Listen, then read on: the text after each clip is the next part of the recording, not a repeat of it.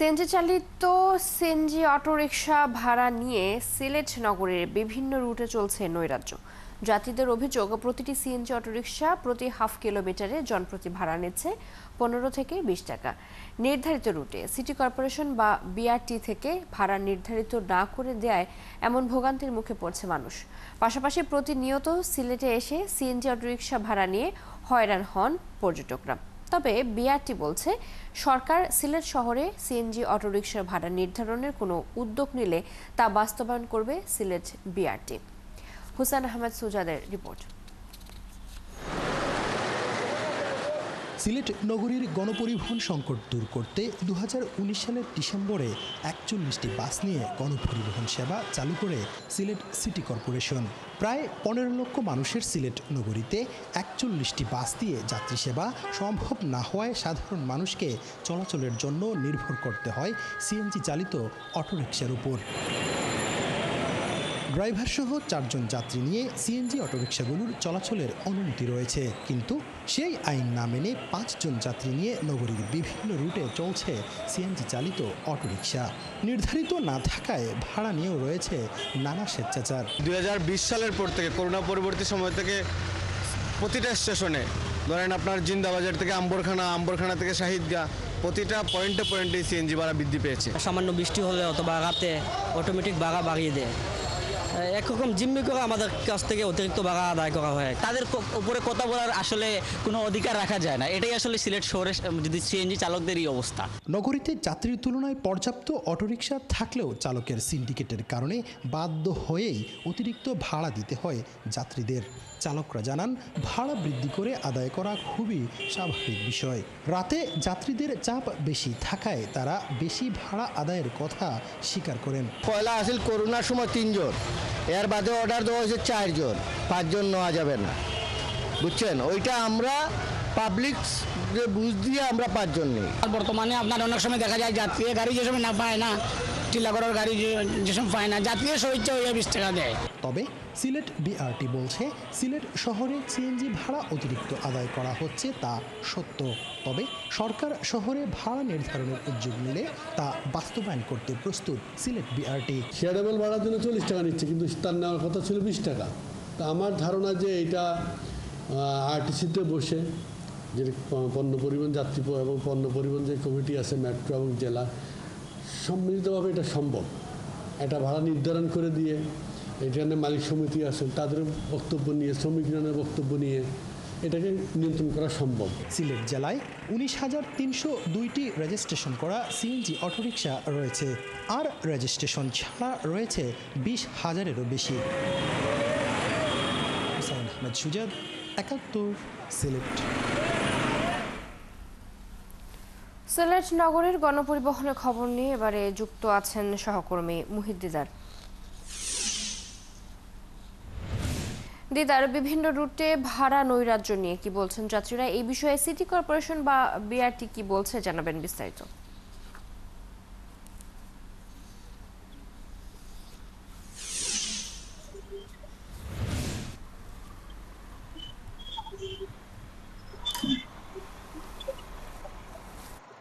দেখুন, দীর্ঘদিন থেকে অতিরিক্ত ভাড়া আদায়ের যে অভিযোগ আছে তা নগরবাসী বারবার বলে আসছে, কিন্তু সড়কের যারা আছে মধ্যস্থকারী, বিআরটি বা বলেন সিটি কর্পোরেশন, তারা কোনো ভাড়া নির্ধারণ করছেন না।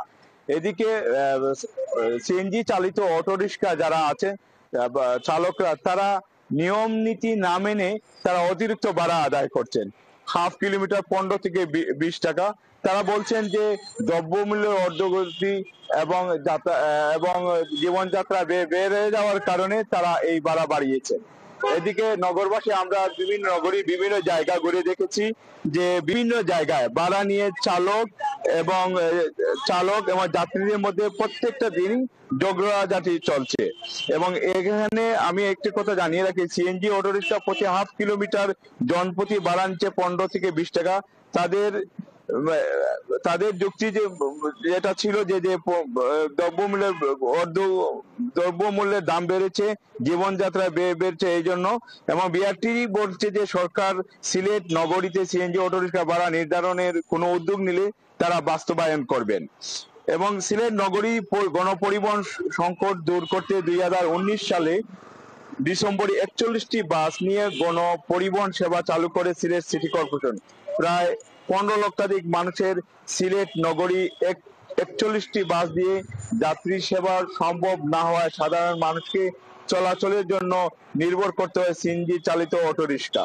এবং আরেকটি কথা বলি যে ড্রাইভার সহ 4 জন যাত্রী নিয়ে সিএনজি অটোরিক্সাগুলো চলাচলের অনুমতি থাকলেও দেখা যায় যে চালকরা আইন না মেনে 5 জন যাত্রী নিয়ে নগরীর বিভিন্ন রোডে সিএনজি চলাচল তারা চালাচ্ছেন।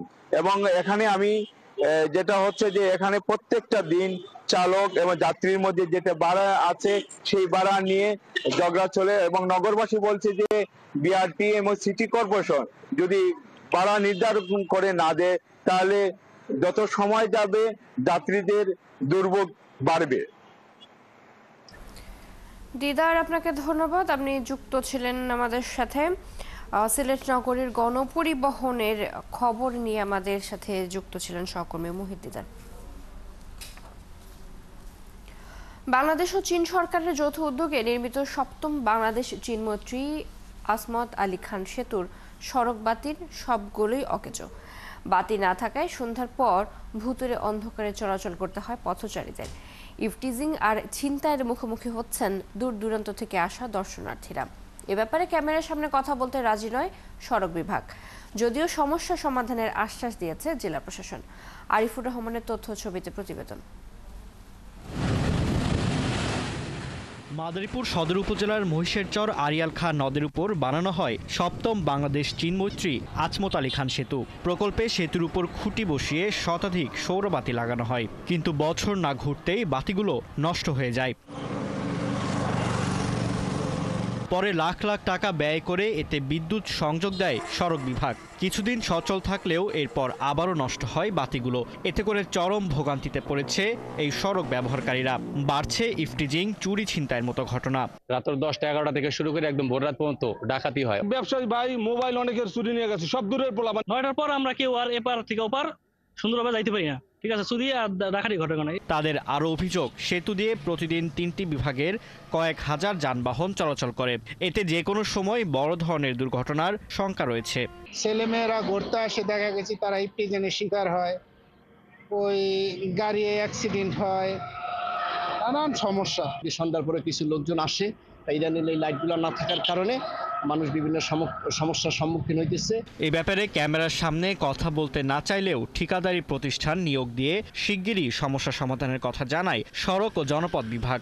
আমরা এখন দেখতেছি খোঁজ নিয়ে যে এটা কি অবস্থা এবং কিভাবে ঠিক করা যায়। আমরা এটা কালকে আমি জানছি যেটা সমস্যা আছে বেশি, এটা আমি এখন ব্যবস্থা নিচ্ছি। আর জেলা প্রশাসন বলছে ইফটিজিং রোধে জেলা পুলিশকে সঙ্গে নিয়ে বাড়ানো হবে তৎপরতা। এগুলো ঠিক করার জন্য আমরা সড়ক বিভাগের সাথে কথা বলবো এবং অন্য কোনো উপায় হোক, যেভাবে হোক আমরা এই লাইটগুলো ঠিক করে দেওয়ার ব্যবস্থা করবো, কারণ এগুলো আসলে যাত্রীদের নিরাপত্তা এবং চলাচলের জন্য খুবই গুরুত্বপূর্ণ। 2015 সালের আগস্টে উদ্বোধন হয় 694 মিটারের এই সেতু নির্মাণ ব্যয় ধরা হয় 294 কোটি টাকা।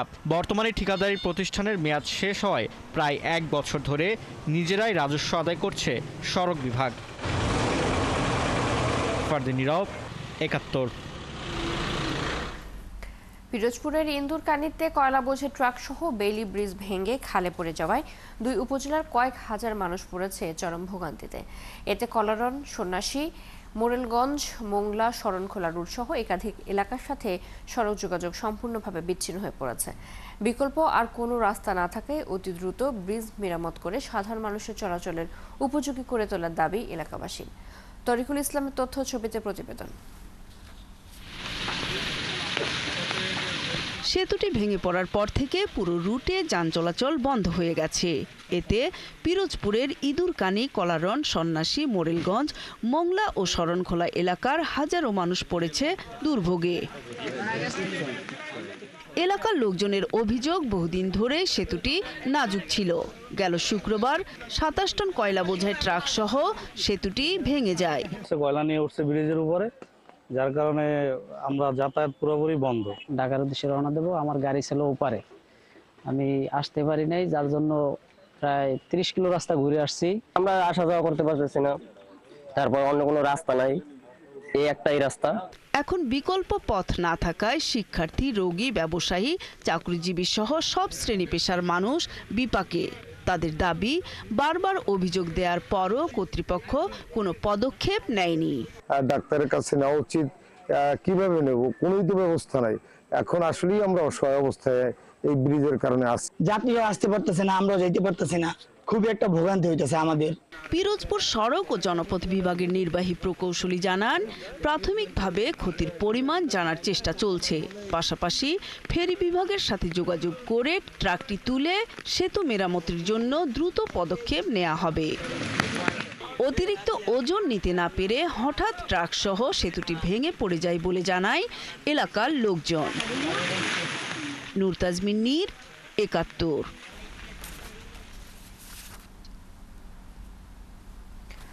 পিরোজপুরের বেইলি ব্রিজের খবর জানাচ্ছেন আমাদের সহকর্মী তরিকুল ইসলাম। তরিকুল, কি পরিস্থিতি দেখছেন সেখানে, কি বলছেন এলাকার মানুষ, প্রশাসন কি বলছে, সব মিলে বিস্তারিত জানাবেন।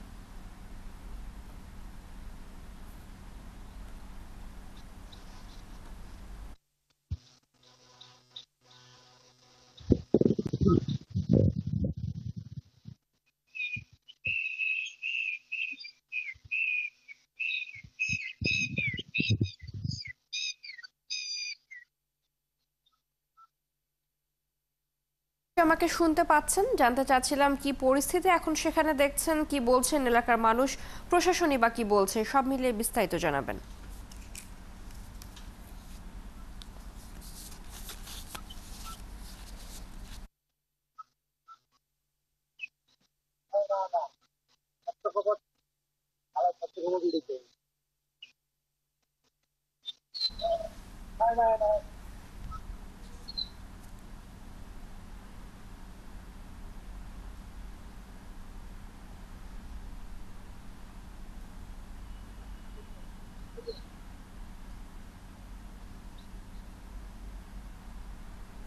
বেইলি ব্রিজ পার হচ্ছিল তখনই কিন্তু আসলে এটা ভেঙে পড়ে যায় খালে। এরপর পরে কিন্তু আসলে এখানকার যে সাধারণ মানুষের দুর্ভোগ বৃদ্ধি পায়। পিরোজপুর জেলার ইন্দুরকানী উপজেলা এবং বাগেরহাট জেলার মোড়লগঞ্জ উপজেলার কিন্তু এই যে দুই উপজেলার যে দুটি উপজেলা রয়েছে সেখানকার মানুষের কিন্তু যোগাযোগ পুরোপুরি বিচ্ছিন্ন অবস্থায় রয়েছে। বিকল্প ব্যবস্থা না থাকায় কিন্তু এই বেইলি ব্রিজের ওপারের যে কয়েক হাজার মানুষ, ৬টি গ্রামের কয়েক হাজার মানুষ, তারা কিন্তু দুর্ভোগে পড়েছে। এখানকার শিক্ষার্থী, ব্যবসায়ী এবং চাকরিজীবী যারা রয়েছে তারা ভোগান্তিতে পড়েছে। তবে এখানকার স্থানীয়রা বলছে যে এখানকার একটি বাটা রয়েছে, ইটের বাটা। ইটের বাটার যে কর্তৃপক্ষ রয়েছে তাদের এই যে ইটের বাটার কয়লা নিয়ে যাওয়ার জন্যই আসলে এই বেইলি ব্রিজটি পার হচ্ছিল এই ট্রাকটি, তখনই কিন্তু আসলে এই ব্রিজটি ভেঙে পড়ে যায়। এরপরে কিন্তু স্থানীয়রা বলছে যে আসলে বাটার যে আরোয়ান যে বাটা, এই আরোয়ান বাটার কিন্তু স্বেচ্ছাচারিতা, তাদের কারণেই কিন্তু আসলে এই ব্রিজটি ভেঙে আসলে এখন জনদুর্ভোগে পরিণত হয়েছে। তবে ফেরি বিভাগ বলছে যে আসলে ফেরি সড়ক ও জনপথ বিভাগ বলছে ফেরি বিভাগের সাথে কথা বলে তারা ক্রেন এনে আসলে যে ভেঙে যাওয়া ব্রিজটির যে স্টিল যে প্লেট গুলো রয়েছে সেগুলো কিন্তু উদ্ধার কাজ চলমান রয়েছে। তবে ট্রাকটি এখন পর্যন্ত উদ্ধার করা হয়নি। তবে আমি বাটা কর্তৃপক্ষের সাথে কথা বলছি, তারা বলছে যে এইখানে যে ব্রিজটি যে ক্ষতিপূরণ হয়েছে সেই ক্ষতিপূরণের মাধ্যমে কিন্তু আসলে এটি আসলে জনগণের আসলে চলাচলের উপযোগী করা হবে, এমনটাই বলছে বাটা কর্তৃপক্ষ। তবে আমি এ বিষয়ে কর্তৃপক্ষের সাথে কথা বলেছি, পিরোজপুর সড়ক ও জনপথ বিভাগের। তারা বলছে যে আসলে ৫ টনেরও বেশি এই ব্রিজে ওঠা নিষেধ ছিল, এটা সতর্ক ছিল, কিন্তু তারপরও ২৭ টনের মতন একটি কয়লা ভর্তি একটি ট্রাক এখানে ওঠাই কিন্তু আসলে এখানে এই পটুয়াখালীর রাঙ্গাবালী উপজেলার নয়াভাঙ্গনী গ্রামে তৈরি জলাবদ্ধতায় দুর্ভোগে পড়েছে কয়েকশো পরিবার। এলাকার লোকজন বলছেন, এক সময় প্রবাহমান খালটি দখলের কারণে বন্ধ হয়ে গেছে পানি নিষ্কাশনের পথ। প্রশাসনের উদ্যোগে দ্রুত ব্যবস্থা নেওয়া না হলে বর্ষা মৌসুমে চরম দুর্ভোগ পোহাবে গ্রামবাসী। কামরুল হাসানের তথ্য ছবিতে প্রতিবেদন। গেল ৬ দিনের বৃষ্টিতে বাড়ির চারপাশে জমেছে পানি। কোথাও তলিয়ে গেছে পুকুর, কারো ভেসে গেছে পুকুরের মাছ, তলিয়ে গেছে চলাচলের সড়কটিও। রাঙ্গাবালী উপজেলার ছোট বাইজদিয়া ইউনিয়নের নয়াভাঙ্গনী গ্রামে বৃষ্টি হলেই দুর্ভোগ পোহাচ্ছে শতাধিক পরিবার। গ্রামবাসী জানান, জলাবদ্ধতার পেছনে রয়েছে ভরাট হয়ে যাওয়া সরকারি ডাঙ্গা খাল। আগে গ্রামের পাশের খাল দিয়েই পানি সুলিস গেট পেরিয়ে নদীতে যেত, কিন্তু 2 দশক হলো খালটি চলে গেছে অবৈধ দখলে। পানি সমস্ত বাড়ির ঘর দিয়ে তলায় দিচ্ছে। পানি ওই তো ইচ্ছে তো আর নাকান করবে না, পানি তো নামাই কি ডিএস পর্সায় একটু ত্রুটির কারণে আজকে যে আমাদের সরকারি ডাঙ্গা ছিল, সে ডাঙ্গাটা যার যার ব্যক্তিগত মালিকানা হিসেবে যার যার ঘের পুকুর করে নিয়েছে, যার জন্য পানি নিষ্কাশন হচ্ছে না। খাল দখল করে কেউ বানিয়েছেন রাস্তা, কেউ মাছের ঘের। এতেই বন্ধ হয়ে গেছে পানি সরার পথ, যে কারণে বৃষ্টি হলেই তৈরি হচ্ছে জলাবদ্ধতা। বাড়ি ঘর সব তলায় পুকুর মাছটা সব চলে গেছে। হ্যাঁ, ওই মাথার যে পাকসা কর্তাটা তুলমূল্য সব তলায় গেছে। কর্তৃপক্ষের প্রতি বিনীতভাবে অনুরোধ থাকবে যাতে আমরা এই সমস্যার সমাধান করতে পারি। তবে খাল দখলকারীদের দাবি, জরিপ অনুযায়ী এটি এখন আর খাল নয়। এখন আমার একলা দোষারোপ করতে আমার জায়গায় পানি বাজে। আমি আমার ব্যক্তিগত রেকর্ড জমি সম্পত্তি দেবে বাড়িঘর করা। ডাঙ্গার ভিতর দিয়ে একটা মানে ছোট একটা রাস্তা করে ওইটা দিয়ে আমরা আওয়া যাওয়া করি। সবসময় আমাদের উত্তর পাশে আসা লাগে। এদিকে দুর্ভোগ কমাতে প্রয়োজনীয় পদক্ষেপ নেয়ার দাবি জনপ্রতিনিধির। আর পানি নিষ্কাশনের আশ্বাস দিয়েছেন উপজেলা নির্বাহী কর্মকর্তা।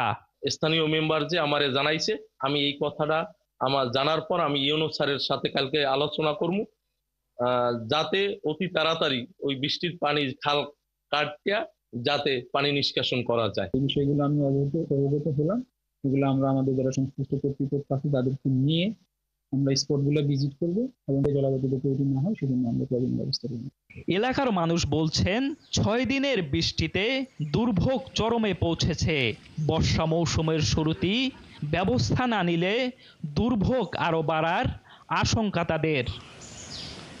কামরুল হাসান, 71, রাঙ্গাবালি, পটুয়াখালী। এ নিয়ে আরো জানাতে আমাদের সাথে এবারে যুক্ত আছেন রাঙ্গাবালি থেকে সহকর্মী কামরুল হাসান। কামরুল, জলাবদ্ধতার এখন কি অবস্থা দেখছেন, মানুষের দুর্ভোগ কেমন দেখছেন? একই সাথে একটু জানতে চাই যে খাল দখল মুক্ত করতে প্রশাসন কোনো উদ্যোগ নিচ্ছে কিনা, এবং দখলদাররা যে বলছেন জরিপ অনুযায়ী এখন এটি আর খাল নেই, কিসের ভিত্তিতে তারা এই কথা বলছেন, একটু বিস্তারিত জানাবেন।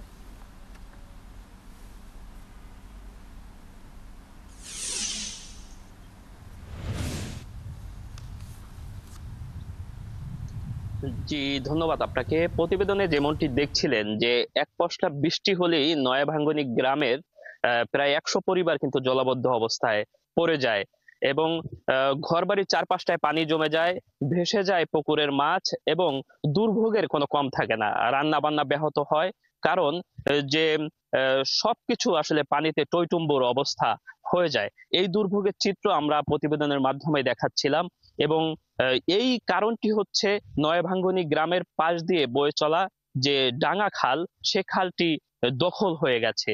প্রায় 30 বছর ধরে পর্যায়ক্রমে ধীরে ধীরে এটি এখন অনেকটা নিশ্চিহ্ন হয়ে যাওয়ার অবস্থা। এলাকাবাসী বলছে যে যার বাড়ির সামনের কেউ করেছে পুকুর, কেউ ঘের এবং কেউ চলাচলের রাস্তা, যার কারণে এটি ধীরে ধীরে খালের পারে মানুষজন প্রায় লোকজন দখল করে নিয়েছে এবং দখলদাররা বলছেন এটি বর্তমানে আসলে দিয়ারা জরিপ অনুযায়ী এটি এখন আর খাল নয়, এটি ব্যক্তি মালিকানাধীন ভূমি, যার কারণে তারা বৈধভাবেই সেগুলোতে পুকুর ঘের কিংবা রাস্তা করেছেন। তবে সাধারণ যে গ্রামবাসী রয়েছে যারা এই দুর্ভোগের মধ্যে পড়ছেন প্রতিনিয়ত, তাদের দাবি যে এই খালটি যদি চলমান থাকতো, বহমান থাকতো, সেক্ষেত্রে কিন্তু এই পানি জমার সংখ্যাটি কিন্তু থাকতো না। সেক্ষেত্রে মানুষ কিন্তু আগে যেভাবে পানি নিষ্কাশন হয়ে যেত সেই একইভাবে কিন্তু পানি নিষ্কাশন ব্যবস্থাটি চালু থাকতো এই খালটি যদি বহমান থাকতো। এবং স্থানীয় প্রশাসন এবং জনপ্রতিনিধিরা বলছেন, ইতিমধ্যে প্রতিবেদনে আপনি সেই বক্তব্য তাদের শুনেছেন, যে তারা কিন্তু খালটি দখলমুক্ত করার উদ্যোগ কিন্তু গ্রহণ করবেন এবং জনপ্রতিনিধিরা বলছেন যে খালটি দখলের প্রয়োজনীয় পদক্ষেপ এবং উপজেলা নির্বাহী কর্মকর্তা প্রশাসনের সঙ্গে তারা আলাপ করবেন। এবং উপজেলা নির্বাহী কর্মকর্তার সঙ্গে আমার ইতিমধ্যে কথা হয়েছে, তিনিও বলছেন যারা অবৈধভাবে খাল দখল করেছেন তাদের কাগজপত্র দেখে তিনি কিন্তু প্রয়োজনীয় ব্যবস্থা নেবেন। আমি একজন স্থানীয় বাসিন্দার সঙ্গে কথা বলতে চাই এই মুহূর্তে, জানতে চাইবো তাদের দুর্ভোগের কথা। আসলে কি ধরনের দুর্ভোগ হচ্ছে সে প্রসঙ্গে যদি আমাদেরকে একটু বলেন। আমাদের পুষ্কুনি এবং এই গরু বাছুরি করতে পারি না, পুষ্কুনির মাছ চলে গেছে, সরকারি ডাঙ্গায় সবাই বেরিবেদ করে নেওয়ার কারণে আবার পুষ্কুনি করছে, আবার এই বের করার কারণে আমরা অনেক কষ্টে আছি। হাঁস মুরগির খোপ তলায় গেছে, পিড়ে পানি উঠছে, চুলায় ভাত রাঁধতে পারি না, পানি উঠতে যায়। কষ্টের ভিতরে আছি, পোলাপানি স্কুলে যাইতে পারে না, মসজিদে যাইতে পারে না, অনেক কষ্টের ভিতরে আছে। আপনারা সবাই সরকারের কাছে এই আবেদন, যদি এরা সবাই মিলে দেখে এই ডাঙ্গাটা আমাকে খনন করে দিতে আমরা একটু বসবাস করতে পারতাম। আমরা একটু আরেকজন স্থানীয় বাসিন্দার সঙ্গে কথা বলতে চাই। আসলে কি ধরনের দুর্ভোগ হচ্ছে আপনাদের? 8-10 বছর যাবৎ স্থানীয় কিছু স্বার্থ সন্ত্রাসী মহল সরকারি খাল দখল করার কারণে এই মধ্য নয়াভাঙ্গনের প্রায় 161 মতো পরিবার এই সামান্য একটু বৃষ্টি হলে জলাবদ্ধতার মধ্যে পড়ে। তাদের পাকের ঘর পর্যন্ত রান্না করার মতো পরিস্থিতি থাকে না, এমন অবস্থা সৃষ্টি হয়। আমি স্থানীয় জনপ্রতিনিধি, উপজেলা প্রশাসনের কাছে আকুল আবেদন রাখবো, তারা যেন আমাদের এই খালটি দেখে উদ্ধার করে দেয়, এই বলে আমি আমার কথা শেষ করলাম। জি, আপনি যে শুনছিলেন যে এখানকার মানুষের দুর্ভোগ, কিন্তু বৃষ্টি নামলেই দুর্ভোগের মাত্রা বাড়ে, এমন চিত্র কিন্তু আমরা দেখছি। এবং সেই সঙ্গে যখনই বৃষ্টি নামে তখনই এলাকার মানুষ বিপাকে পড়েন, কারণ ঘরের চারপাশে পানি জমে যায় এবং রান্না বান্না ব্যাহত হয়। ঘরের সংলগ্ন যে পুকুর এবং ঘের, তার মাছ কিন্তু পানিতে ভেসে গিয়ে ক্ষতিগ্রস্ত হন এলাকার লোকজন, যার কারণে প্রতিনিয়ত বর্ষা মৌসুম চলছে এখন, যার কারণে দুর্ভোগের মাত্রাও বেড়েছে। এই পুরো মৌসুমটিতে তারা শঙ্কা করছেন যে জলাবদ্ধ অবস্থায় কিন্তু তাদের দিন পার করতে হবে। এই ছিল আসলে রাঙাবালি থেকে আমার কাছে সবশেষ। কামরুল, ধন্যবাদ আপনাকে, আপনি যুক্ত ছিলেন আমাদের সাথে। শুনছিলাম সেখানকার জলাবদ্ধতার পরিস্থিতি। মাদারীপুরের সেতুর সড়কবাতি অকেজো থাকায় ঘটছে নানা অপ্রীতিকর ঘটনা, সে খবর এবারে জানাতে আমাদের সাথে যুক্ত আছেন সহকর্মী আরিফুর রহমান।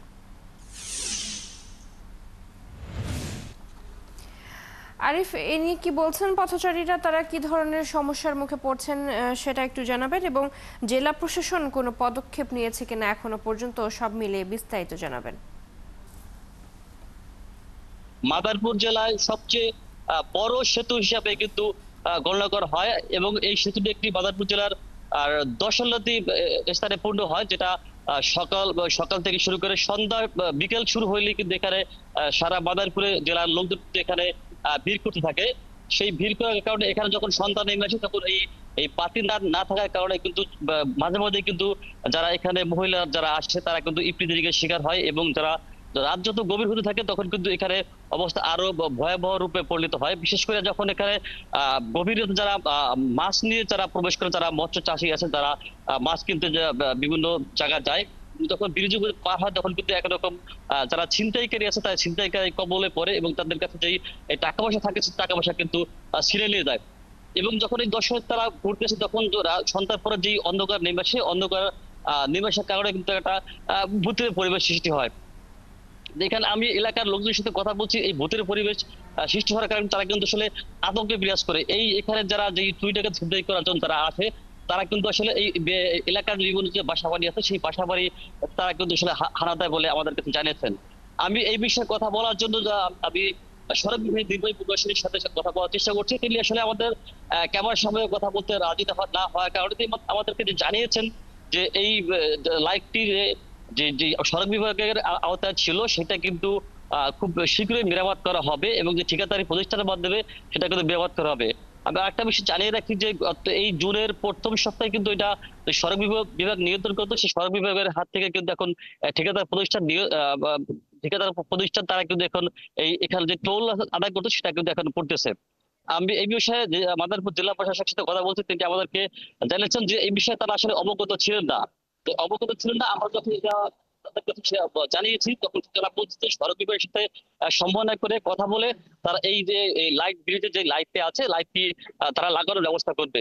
তো এই হলো বিষয়টা যে এই ব্রিজের যে সৌন্দর্য বর্ধিত যে লাইট গুলা আছে সেই লাইট গুলা দৃশ্যমান করবে এবং এলাকার। ধন্যবাদ আপনাকে, আপনি যুক্ত ছিলেন আমাদের সাথে। শুনছিলাম মাদারীপুরের সেতু সড়কবাতি অকেজো থাকায় যে নানা অপ্রীতিকর ঘটনা ঘটছে সেই খবরগুলো। কথিত স্বৈরাচারের দলের কাউকে বিএনপিতে না ঢোকানোর আহ্বান জানিয়েছেন বিএনপির কেন্দ্রীয় নির্বাহী কমিটির vice chairman doctor Asaduzzaman Ripon. শনিবার বিকেলে ফরিদপুরের অম্বিকা মেমোরিয়াল বিএনপির নতুন সদস্য সংগ্রহ ও সদস্য নবায়ন কার্যক্রমে তিনি একথা বলেন। এ সময় তিনি জানান, আওয়ামী লীগ আর বাংলাদেশের রাজনীতিতে পুনর্বাসিত হবে না। আয়োজনে বিএনপির কেন্দ্রীয় সাংগঠনিক সম্পাদক শামা ওবায়দ জানান, ডক্টর ইউনূসের সাথে তারেক জিয়ার বৈঠক স্বাভাবিক ঘটনা, ভিন্নভাবে দেখার সুযোগ নেই।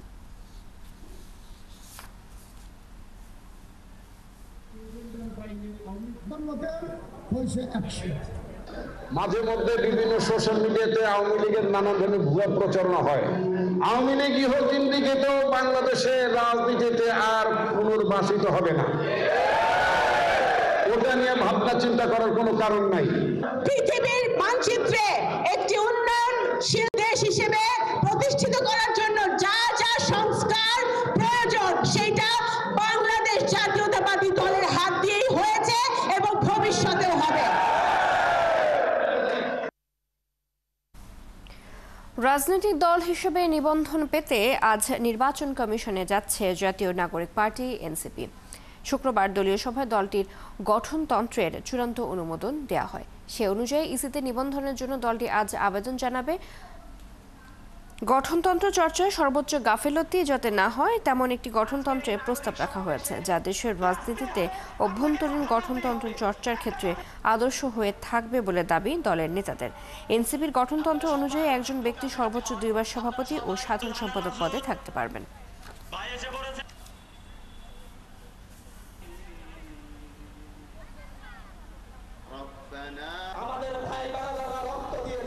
আমাদের সহপাঠীরা রক্ত দিয়েছে, আমি রক্ত দিয়েছি, মাহিন সরকার রক্ত দিয়েছে, আমরা কিসের জন্য রক্ত দিয়েছি সেটা আমরা জানি। আমরা আপনাদের হাতে, আপনাদের মতো দুর্নীতিবাজদের হাতে আমার রক্তকে তুলে দেওয়ার জন্য রক্ত দিয়েছি। বিএনপির সকল মামলার খালাস হলেও তারা বিদেশের মাটিতে বসে আছেন। প্রধানমন্ত্রিত্ব ঠিক হলেই কি তারেক রহমান দেশে ফিরবেন, এমন মন্তব্য করেছেন এনসিপির সিনিয়র যুগ্ম মুখ্য সমন্বয়ক হান্নান মাসুদ। শনিবার বিকেলে সিরাজগঞ্জের বেলকুচিতে জাতীয় নাগরিক পার্টি এনসিপির নাগরিক সমাবেশে যোগ দিয়ে তিনি এসব কথা বলেন। পরে তিনি আরো বলেন, 24-এর গণ অভ্যুত্থানের মধ্য দিয়ে বাংলাদেশের মানুষ পরিবারতান্ত্রিক রাজনীতিকে না বলেছে। এই দেশকে কোনো পরিবারের কাছেই ইজারা দেওয়া হয়নি। অনুষ্ঠানে আরো উপস্থিত ছিলেন এনসিপির স্থানীয় প্রতিনিধি, জাতীয় যুবশক্তির সংগঠক সহ অন্যান্যরা। কেউ তাকে চিনতেন মিস্টার 10% নামে, আবার কারো কাছে পরিচিত ছিলেন নগদে ঘুষ গ্রহণকারী হিসেবে। অবসরের পর এখন থাকেন গুলশানে 12,500 বর্গফুটের ফ্ল্যাটে, যেটির দাম 25 কোটি টাকা। বলা হচ্ছে বিদ্যুৎ উন্নয়ন বোর্ড পিডিবির সাবেক চেয়ারম্যান খালেক মাহমুদের কথা। স্ত্রীর নামেও তিনি গড়াচ্ছেন অনেক সম্পদ। বিদেশে অর্থ পাচারের অভিযোগ আছে এই দম্পতির বিরুদ্ধে, যার তদন্তে নেমেছে এনবিআর এর কর গোয়েন্দা ইউনিট। রুহুল আমিনের রিপোর্ট। শ্বেতপত্র কমিটির বিচারে বিদ্যুৎ ও জ্বালানি যদি হয় শীর্ষ 4 দুর্নীতিগ্রস্ত খাতের একটি, তবে এই বিদ্যুৎ ভবন হবে দুর্নীতির আতুরঘর। এখানে তৈরি আইনকানুন এবং দেখভালের মারপ্যাচে আওয়ামী লীগ আমলে 9-6 হয়েছে অন্তত 72,000 কোটি টাকা। এসব টাকা পুঁজিপতিদের পকেটে যেমন গেছে, তেমনি কর্তাদের পকেটেও গেছে। তেমনই এক কর্মকর্তার সম্পদের কিছু তথ্য তুলে ধরছি। বিদ্যুৎ উন্নয়ন বোর্ড পিডিবির সাবেক চেয়ারম্যান খালেদ মাহমুদ সহকারী প্রকৌশলী হিসেবে কর্মজীবন শুরু করেন তিনি। পিডিবি চেয়ারম্যানের চেয়ারে বসেন 2016-র আগস্টে। 2017 সালের ডিসেম্বরে তার চাকরির মেয়াদ শেষ হলেও 2 বছরের জন্য চুক্তিভিত্তিক নিয়োগ দেয় সরকার। তার সময়ই হয় ভারতের আদানির সঙ্গে বিতর্কিত বিদ্যুৎ চুক্তি। দেশের ভেতরেও ডজনের বেশি কোম্পানির সঙ্গে চুক্তি করে পিডিবি। গ্রীষ্মের এক পরন্ত বিকেলে রাজধানীর অভিজাত এলাকা গুলশান 2-এর 50 নম্বর সড়কে একটি বাড়ির খোঁজে আমরা। বিলাসবহুল আবাসন নির্মাতা শান্তা গ্রুপের তৈরি সেই ভবনের ডুপ্লেক্স ফ্ল্যাটে বাস খালেদ মাহমুদের। আয়কর নথির সঙ্গে বারবার মিলিয়ে আমরা ভবনটিতে যাই 2 দিন, কিন্তু ভেতরে যাওয়ার অনুমতি মেলেনি। সাংবাদিক আসার খবরে সব জানালা বন্ধ করা হয় ভেতর থেকে। খালেদ মাহমুদের থাকার কথাও অস্বীকার করেন নিরাপত্তা রক্ষীরা। আমাকে সব ইনফরমেশন দিয়ে দিয়েছে যে বিল্ডিংয়ে কেউ নাই, মানে ওনারা গেছে ইয়েতে, মানে গেছে হজে গেছে। 2022 সালের অক্টোবর থেকে 2023 সালের অক্টোবর সময়ে 12,678 বর্গফুটের এই ফ্ল্যাট আয়কর নথিতে দেখান খালেদ মাহমুদ। দাম 24 কোটি 20 লাখ টাকার বেশি, 21 কোটি শোধ করেন নগদে। যদিও এর বাজার মূল্য আরও বেশি বলছেন গোয়েন্দারা। এটি কিনে কালো টাকা সাদা করার সুযোগ নেন খালেদ। কর দেন মাত্র 96 লাখ টাকা, তবে টাকার উৎস আয়কর নথিতে নেই। এভাবে সম্পদ অর্জনে দুর্নীতি হয়েছে বলে মনে করেন টিআইবির নির্বাহী পরিচালক। এই ঘটনার মধ্যে একটা অত্যন্ত উৎকৃষ্ট দৃষ্টান্ত যে এই যে কালো টাকা বৈধতার সুযোগটা তিনি নিয়েছেন, এই সম্পদটাকে অবৈধ সম্পদের কথা নিজেই স্বীকার করে নিয়েছেন, তিনি অবৈধ সম্পদের মালিক হয়েছেন। পূর্বাচলেও সরকারের কাছে জমি নিয়েছেন খালেদ মাহমুদ। 25 নম্বর সেক্টরে তার প্লটটি 7 কাঠার বেশি। জন্মস্থান ময়মনসিংহেও 3000 বর্গফিটের ফ্ল্যাট আছে তার, যার দাম দেখানো হয়েছে 52 লাখ টাকা প্রায়। ব্যাংকে এফডিআর আছে 2.25 কোটি টাকার, আছে কোটি কোটি টাকার সন্দেহজনক লেনদেনও। এবার চোখ দেয় খালেদ পত্নী সাইমা জোহরার কিছু সম্পদে। কূটনৈতিক এলাকা বাড়িধারায় শেলটেকের এই ভবনে একটি ফ্ল্যাট আছে তার। 3000 বর্গফুটের ফ্ল্যাটের দাম দেখানো কোটি টাকার কিছু বেশি, অথচ বাজার মূল্য 6 কোটির বেশি। এটি বিদেশিদের কাছে ভাড়া দেয়া। এখানে সব ওই পরিয়ারা বিদেশিরা ভাড়া, বিদেশিরা, এই যে সব গাড়িগুলো বিদেশিরা। আর এমনি কোন ফ্ল্যাটের মালিক কে? না, আমি চিনি না। ধানমন্ডির 14 সড়কের এই ভবনে 2000 বর্গফুটের ফ্ল্যাট আছে সাইমার। প্রায় 3 কোটি টাকা বাজার মূল্যের ফ্ল্যাটটির দাম দেখানো মাত্র 75 লাখ। এটিও ভাড়া দেয়া। এটা বর্তমানে এখন ভাড়াটিয়া থাকেন। আগে ওখানে মালিক থাকতেন, খালেদ মাহমুদ স্যার থাকতেন। উনি বছরখানিক আগে এটা ছেড়ে দিয়েছেন এবং কোথায় থাকেন এর মধ্যে বলতে পারতেছেন। খালেদ পত্নীর এফডিআর আছে প্রায় 2.5 কোটি টাকার। সব মিলিয়ে মোট সম্পদ 5 কোটি টাকার বেশি। সবার মনেই প্রশ্ন জাগতে পারে, যিনি শুধু বাসস্থানে 25 কোটি টাকা বিনিয়োগ করেন, তার মোট সম্পদ কত হতে পারে? গোয়েন্দা তথ্য বলছে খালেদ মাহমুদের পরিবারের অনেক সদস্য যুক্তরাষ্ট্র, সিঙ্গাপুরে থাকেন। এই দুই দেশে অর্থ পাচারের তথ্যও খুঁজছেন গোয়েন্দারা। এসব বিষয়ে বক্তব্য জানতে একাধিকবার যোগাযোগ করেও খালেদের কাছে সাড়া মেলেনি। বিশ্লেষকেরা বলছেন, সুষ্ঠু তদন্ত করে বিচার নিশ্চিত করতে হবে। আমলাতন্ত্র, রাজনীতি এবং ব্যবসা বা বিনিয়োগ, এই যে ত্রিপক্ষীয় আদালত, এর মাধ্যমে কিন্তু বড় ধরনের দুর্নীতিগুলি সংগঠিত হয়েছে এবং সব দেশে আমাদের দেশে অত্যন্ত প্রকটভাবে হয়েছে। কাজে একদিক থেকে যেরকম তাদেরকে জবাব দিতে হয়, অন্য দিক থেকে পুরো যারা যোগসাজশকারী তাদেরকে জবাব করতে হবে। খালেদ মাহমুদের অবৈধ সম্পদের তথ্য সরকারের বিভিন্ন সংস্থার হাতে আছে। তারপরও তথ্যবিহীন উৎস থেকে পাওয়া টাকায় কেনা বিলাসবহুল ফ্ল্যাটে দিব্যি আছেন তিনি। নিয়মিত বসছেন একটি বেসরকারি বিদ্যুৎ কোম্পানির পরিচালনা পর্ষদেও। রুহুল আমিন, 71, ঢাকা। কুড়িগ্রামে বাকরের হাট ফাজিল মাদ্রাসার অধ্যক্ষের বিরুদ্ধে শিক্ষার্থীদের বৃত্তি ও প্রতিষ্ঠানের অর্থ আত্মসাৎ, নিয়োগ বাণিজ্য, দলীয়করণ সহ নানা অনিয়মের অভিযোগ উঠেছে। আর এই লিখিত অভিযোগ নিয়ে সংশ্লিষ্ট প্রশাসনের দ্বারে দ্বারে ঘুরেও প্রতিকার পাচ্ছেন না ভুক্তভোগীরা। রাজু মুস্তাফিজের তথ্য ছবিতে প্রতিবেদন। কুড়িগ্রামের উকিলপুর উপজেলায় 1950 সালে প্রতিষ্ঠিত হয় বাকরহাট ফাজিল মাদ্রাসা। কয়েক বছর আগে এই প্রতিষ্ঠান থেকে মেধাবী শিক্ষার্থী বের হলেও বর্তমানে এর অবস্থা খুবই নাজুক। অভিভাবকদের অভিযোগ, মাদ্রাসার অধ্যক্ষ আব্দুল রাজাক 2010 সালে দায়িত্ব নেন এই ফাজিল মাদ্রাসার। এরপর থেকেই শুরু হয় অবনতি।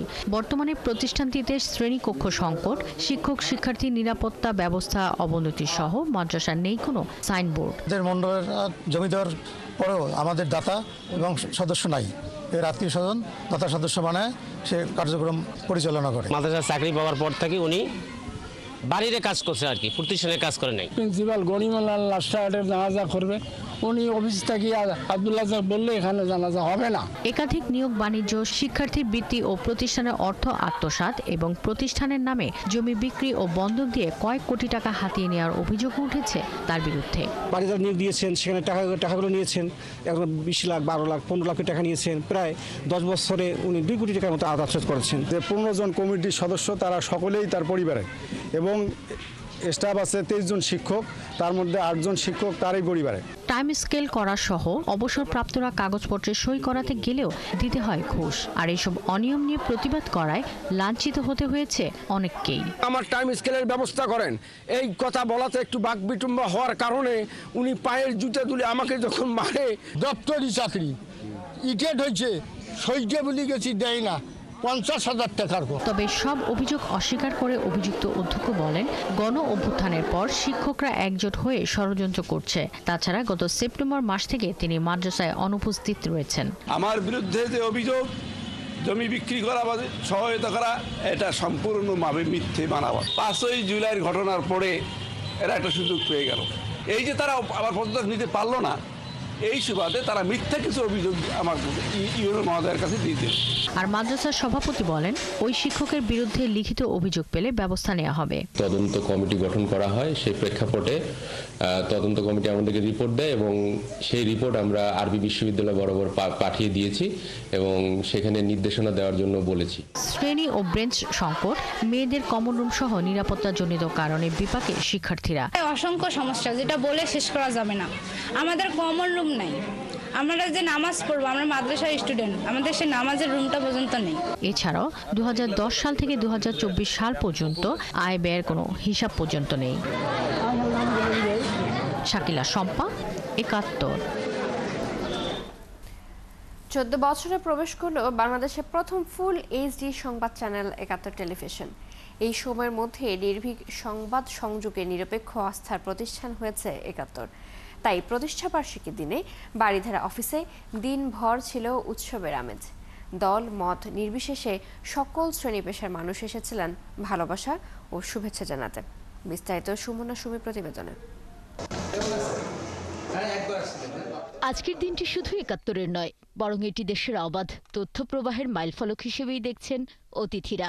আশা করি 71 টিভি বাংলাদেশের গণতন্ত্র এবং ভোটাধিকারের প্রশ্নে আপোষহীনভাবে সংবাদ প্রচার করবে। আমার প্রত্যাশা হবে আগামীতে গণতন্ত্র উত্তরণের জন্য এই টেলিভিশন গণমানুষের প্রত্যাশা পূরণ করবে, এটাই আমার আশাবাদ। 71 টেলিভিশনের কাছে জনগণের প্রত্যাশা, রাজনৈতিক দলগুলোর প্রত্যাশা, আগামী দিনে তারা সত্য বস্তুনিষ্ঠ সংবাদ প্রচারে বাধাহীন থাকবে। আমাদের এই শিল্পটাকে বাঁচানোর জন্য সবসময় আমাদের পাশে যুদ্ধ করেছে। এক বলা চলে এই সিনেমা ইন্ডাস্ট্রিকে বাঁচানোর জন্য 71 টেলিভিশন এই 13টি বছর যেভাবে আমাদের পাশে রয়েছে, ইনশাল্লাহ এই 14 বছর পদার্পণে আমরাও তাদের পাশে ইনশাল্লাহ থাকব। শনিবার সকাল থেকেই শুভেচ্ছা জানাতে এসেছিলেন রাজনৈতিক ব্যক্তিত্ব, বিভিন্ন প্রতিষ্ঠানের প্রধান, সাংস্কৃতিক ব্যক্তিত্ব, বুদ্ধিজীবী, সাংবাদিক সহ নানা পেশার বিশিষ্টজনেরা। 13 বছর পেরিয়ে গেল 71-এর, নিশ্চয়ই আরো অনেক অভিজ্ঞতা সঞ্চার করে খুবই সুন্দর সুন্দর কাজ আমাদেরকে উপহার দেবে এবং সংস্কৃতির পাশে থাকবে। 71-এর 14 বছর পদার্পণ উপলক্ষে এসেছি বাংলাদেশ ক্রিকেট সাপোর্টার্স অ্যাসোসিয়েশন থেকে। 71 খেলা যোগ সবসময় আমাদেরকে এই গত 13 বছর জার্নিতে সবসময় সাপোর্ট করেছে। সংবাদ প্রচারে নির্ভীক ও নিরপেক্ষতায় অটুট থাকায় এই চ্যানেলটি আজ সব শ্রেণীর মানুষের ভালোবাসা ও শুভেচ্ছায় সিক্ত। নতুন বাংলাদেশ গঠন করার ক্ষেত্রে সবথেকে গুরুত্বপূর্ণ ভূমিকা গণমাধ্যম এবং সাংবাদিকদেরকে রাখতে হবে। নতুন সময়ে এসে আমাদের উত্তরটা হওয়া উচিত যে গণমাধ্যম একটা নিরপেক্ষ ভূমিকা পালন করবে, বস্তুনিষ্ঠ সংবাদ প্রচার করবে। সংবাদ নয় সংযোগ, চমক দেয় স্লোগানটি মিথ্যার কাছে আপোষহীন অবস্থানের প্রতিশ্রুতি।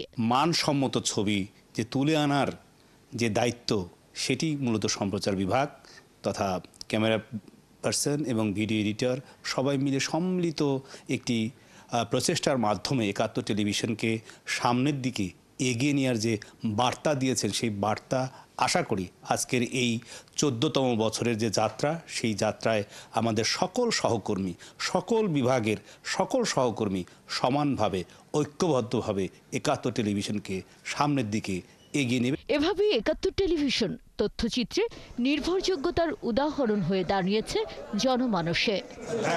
সুমনা সুমি, 71, ঢাকা। এদিকে দেশের জেলায় জেলায় কেক কেটে 71 টিভির প্রতিষ্ঠা বার্ষিকী উদযাপন করা হয়েছে। এতে অংশ নিয়েছেন বিভিন্ন গণমাধ্যমের সাংবাদিক এবং সংগঠনের প্রতিনিধিরা।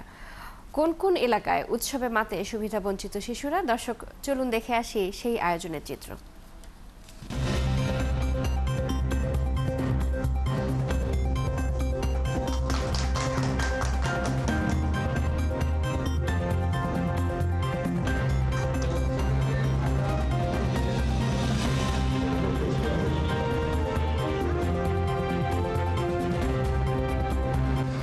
একাত্তর টেলিভিশন তার সৃষ্টি লগ্ন থেকেই যেভাবে তারা সংবাদ পরিবেশন করে আসছে এটা অত্যন্ত প্রশংসনীয়।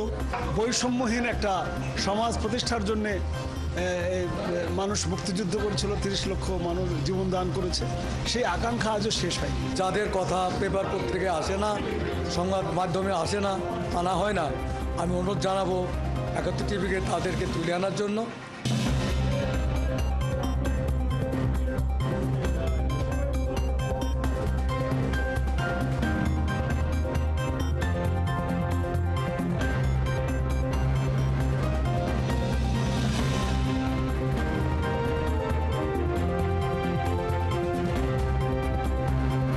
একাত্তর টেলিভিশন মৌলভীবাজারে প্রতিটি গড়ে গড়ে একটা বন্ডিং হয়ে রয়েছে।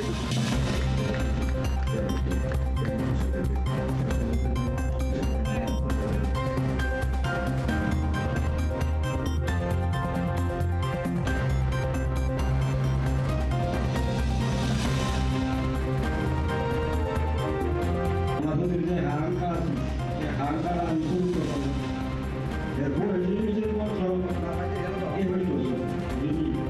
আমাদের আজকে দিন আগে কথা হয়ে গেছে।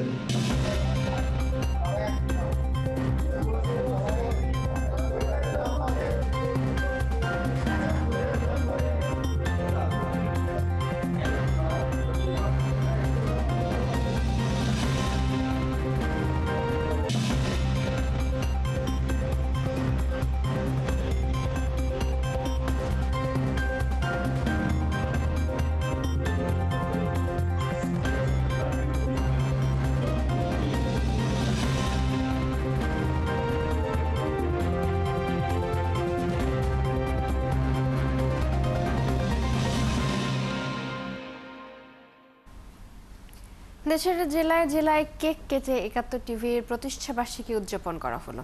সাংবাদিক এবং বিভিন্ন সংগঠনের প্রতিনিধি এবং জুলাই আন্দোলনের শহীদদের স্বজনরা এতে যোগ দেন।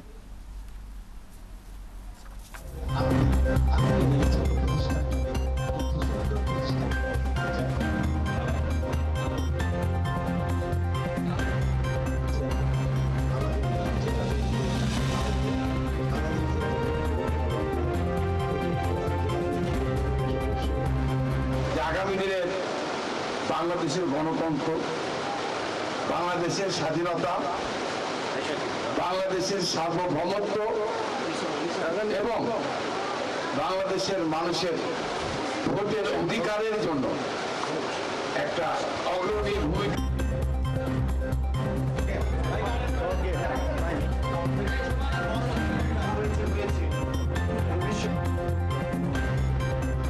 আসেন সবাই মিলে একটা প্রতিজ্ঞা করে আমরা যে যেখানে যে অবস্থায় আছি, অন্যায়কারী যে হোক অন্যায়ের বিরুদ্ধে রুখে দাঁড়াই। অন্যায়ের বিরুদ্ধে রুখে দাঁড়াতেই হবে আপনাকে আপনার জায়গা থেকে, আমাকে আমার জায়গা থেকে।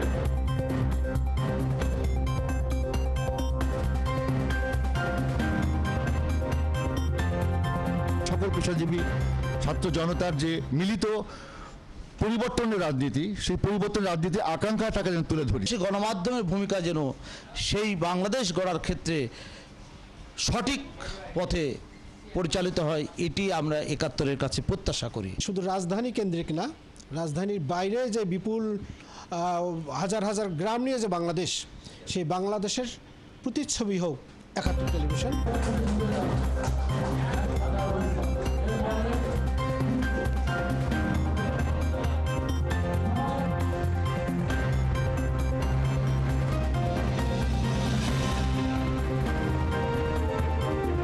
জুলাইয়ের যে বিপ্লবের প্রেরণা, সেই প্রেরণা এগিয়ে যাবে গণতান্ত্রিক বাংলাদেশ বিনির্মাণে, নতুন বাংলাদেশ বিনির্মাণে।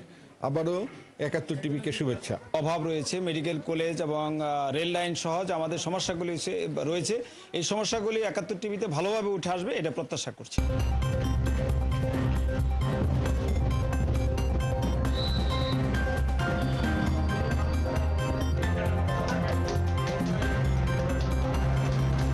একাত্তর টিভিকে সোনামসজিদ স্থলবন্দর কর্তৃপক্ষের পক্ষ থেকে শুভেচ্ছা। কোঅপ অপারেটরের সাথে 71 টিভি চ্যানেলের যে সম্পর্ক, অন্তরঙ্গ যে সম্পর্ক, এই সম্পর্কটা যেন আমাদের ঠিক থাকে এই প্রত্যাশা কামনা করছি। দেশটা যেন দুর্নীতি যেন আর না থাকে, আর দুর্নীতি ভেড়াল মুক্তি চাই, এই 71 টিভি যেন এটাই খবরটা দেয়।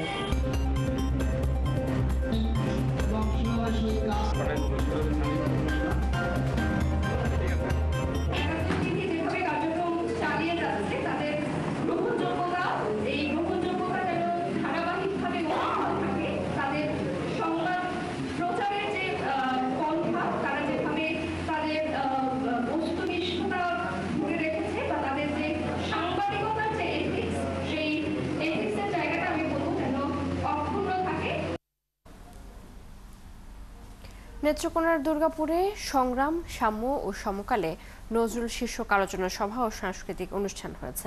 শনিবার বিকেলে কালচারাল একাডেমি হলরুমে জাতীয় কবি কাজী নজরুল ইসলাম ইনস্টিটিউট ও বীরশ্রী কালচারাল একাডেমির সহযোগিতায় এই আয়োজন হয়। আলোচনা সভায় প্রধান অতিথির বক্তব্যে কবি ও কথা সাহিত্যিক লতিফুল ইসলাম শিবলি জানান, অন্যায়, অবিচার, বৈষম্যে সবসময় সোচ্চার ছিলেন কাজী নজরুল। তরুণ প্রজন্মের মাঝে নজরুলকে আরও পরিচিত করতেই কাজ করছে নজরুল ইনস্টিটিউট। আলোচনা শেষে শিল্পীরা নাচ, গান ও আবৃত্তি পরিবেশনা করেন।